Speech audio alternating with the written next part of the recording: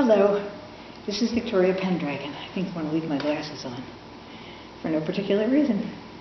I wanted to tell you a story today about a story about,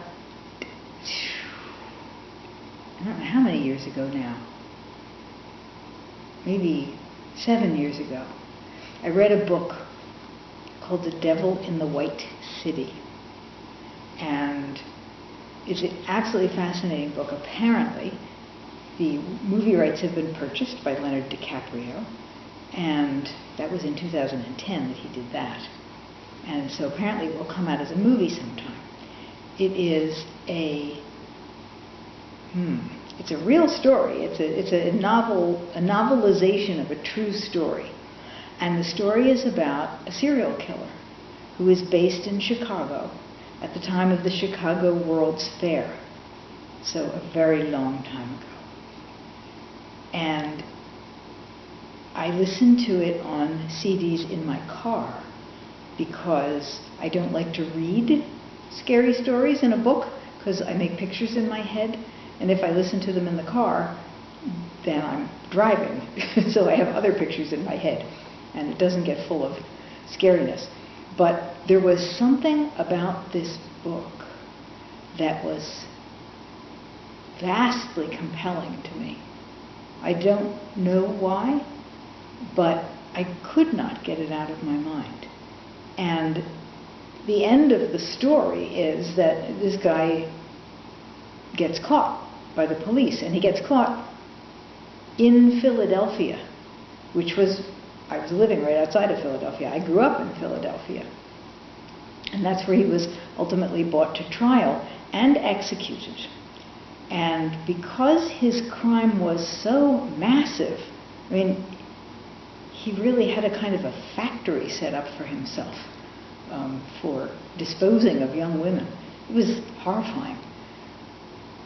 And because of the horrifying nature of the crime, nobody wanted him buried in their cemetery.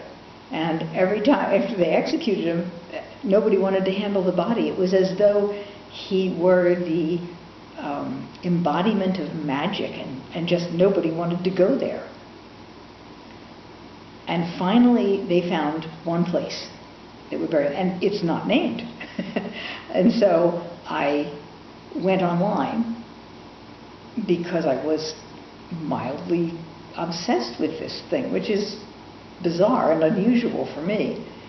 And I checked it out, and I found I found the cemetery in which he was buried, but the placement of the lot was not listed. However, I was quite confident that if I went there, I could find it. And you may ask, why would I want to go there? I have no idea. I have no idea. Well, maybe I have a few ideas, but, you know, it's all interdimensional stuff, so I don't know. All I know is there was this obsession, and I had to follow through on it. So I told a very good friend of mine about this, and for some reason she was quite taken with it as well. So we decided to go there and find the gravesite, which we did. We went there. It started to rain on our way, but we were prepared. We had bought rain boots and umbrellas. We were going to find the darn thing. And we began to drive around the cemetery. It was a small cemetery in the outer edges of Philadelphia. I think it might have been in the northeast, if I recall. And my feeling that we would find it was based on the fact that the cemetery would only bury him if his coffin would be encased in a 10-foot cube of cement. And I knew from experience that when grass grows over cement, it grows differently than it grows. Probably it's picking up the minerals or whatever from the cement. And so I felt sure that we could find in a cemetery where the plots are usually fairly regularly sized, a large square area where the grass was growing differently. And sure enough, it was very easy. We found it. And we cleared it, is what we did. We cleared the energy. We got out of our car and we walked over there, and we noted that all of the graves around this spot had been installed, if you will, with their backs to the cube, to the area. So they were all facing outward, which was another clue, and at the backs of many of them, people had put protective devices, a statue of an angel, a cross in the ground, many different religious icons to protect their loved ones, who were also, of course, in the ground with this person. And it was just the most fascinating and odd situation. I couldn't have imagined anything like that. We did the work. We did clear the land, and that felt very good. And with that, we left. It was a done deal. And I'd like to tell you that it cleared up my obsession with this thing, but no, for whatever reason, I am currently listening to the book again on CD to see what, I don't know. It fascinates me.